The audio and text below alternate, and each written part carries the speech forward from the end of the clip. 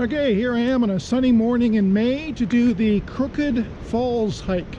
This is up at the end of the Ashlew Forest Service Road north of Squamish. I left Vancouver about 7:30 in the morning. It's about 9:30 now, and we're going to get started on a great hike. To get here, drive north on Highway 99 from Vancouver to Squamish, a distance of about 65 kilometers. From the McDonald's at Cleveland Avenue, the main road into Squamish, continue north on Highway 99 for another 9.5 kilometers and watch for the sign to the Squamish Valley Road. At 9.8 kilometers past the McDonald's, turn left onto this road. From there, follow the road for another 3.6 kilometers, where you'll find a fork in the road. Keep left on the Squamish Valley Road. When you encounter a series of speed bumps over the next kilometer, you'll know you're on the right path. After traveling along the Squamish Valley Road for another 18.8 kilometers, the pavement will end, but fear not, you're almost there and the gravel road is easy for any car. 1.3 kilometers after the end of the pavement, turn left onto the Ashlew Forest Service Road and cross a bridge over the Squamish River. After 2 more kilometers, you'll arrive at some parking areas next to a gate that bars further progress. The trail follows an old logging road that climbs steeply at first, then levels out to a gentle grade for a while before leaving the road and striking out on its own. Then it takes a turn and heads steeply upslope for almost the rest of the way. Eventually, it departs from the trail leading into the Sigit Valley and descends towards the falls. This trail is listed as intermediate on vancouvertrails.com with an elevation gain of 380 meters, almost 1,300 feet, and a round-trip distance of 6 kilometers. They suggest allowing about 3 hours overall and hiking the trail from April through November. Well, the Forest Service Road is closed at the bridge, but the trailhead is just on the other side of the bridge, so we're going to go across and do the trail.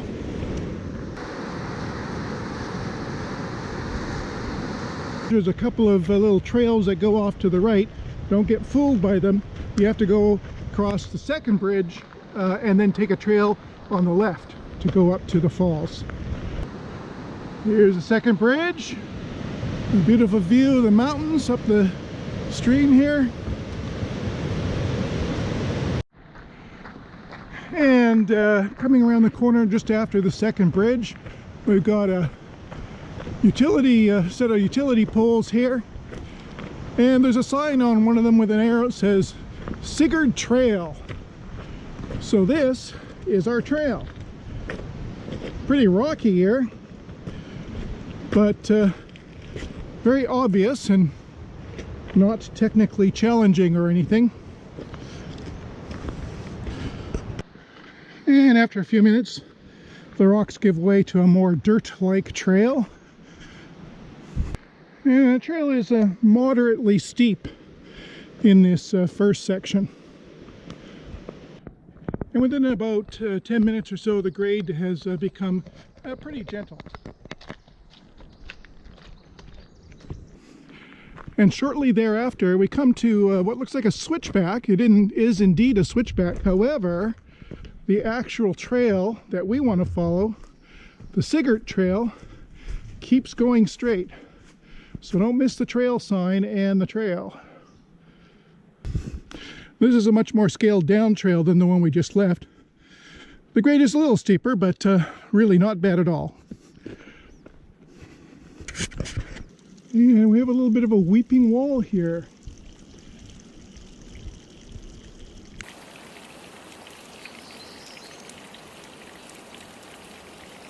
And right at the weeping wall, there's a bit of a rock slide here where the trail kind of narrows down to single file. And then right after the rock fall on the left, at about 35 minutes into the hike, by my not at all rushed pace, you get a beautiful outlook over the Squamish Valley. And I hope you enjoyed that outlook over the Squamish Valley, because just a couple of minutes after that, we see a trail sign that takes us Up, up, up, up, up. Going way up now. Very steep. There's lots of little trail markers. These little orange diamonds look like they're pretty new. You don't really need the trail markers. The trail's obvious enough, as long as you catch the signs telling you which forks to take. And partway up the steep section, we get another really nice view of the Squamish Valley, this time more looking towards the south rather than the east. Another giant rock sitting in the middle of the forest, making one wonder where the heck it came from. And I wonder if this tree made a sound, or perhaps there was no one here to hear it. And look how nicely they've put these half logs in here. This looks like a perfect spot to take just a little bit of a breather and enjoy the pretty forest. Okay, carrying on now. After about a 5 or 10 minute break, we continue on. This last section, we've had our the upslope section on our left side. Looks though like we're going to be turning around here, and yes, we're headed straight up this, right up the side of the slope. Oh yeah, going to be a lot of scrabbling to get up here.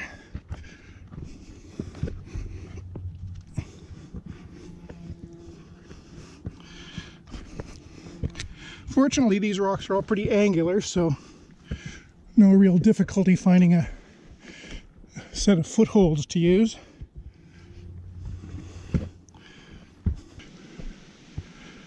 Well, here's a pretty massive stump. Big tree. Well, time for another little break. I'm just up above that large stump, and gonna enjoy the view of the forest here for a couple minutes. Okay, we're on the move again. Well, it's 11:12 now, a little more than an hour and 35 minutes into the hike, and I think I can hear a bit of a roar in the distance that just might be Crooked Falls. There's some pretty good drop-offs along this trail.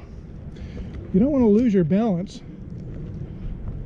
All right, it's 11:20, an hour and 45 minutes into my hike, and we've come to the final junction to Crooked Falls. One side, one fork goes to the Sigit Valley, and the other side, 300 meters from here, Crooked Falls. So that roar I'm hearing must in fact be the falls. I can glimpse the falls through the trees now, and looks like we got to go under a little bit of a fallen clump of trees here. Okay, we've come down a couple of 100 feet from the junction, and here we are. We're at the falls. Looks pretty impressive. Oh wow, that's a lot of water coming down.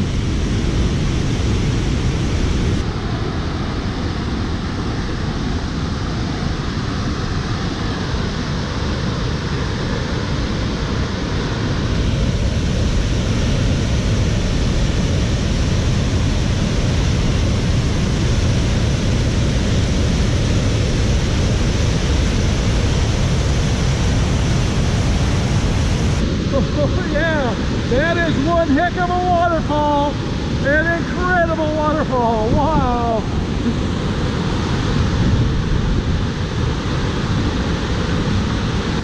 Well, I gotta say, that is most impressive. That's a great waterfall. I guess this is probably the best time for it in the mid-spring. Probably got the biggest volume of water, but even if the water volume was only half of what it is today, it would still be very impressive falls. So this is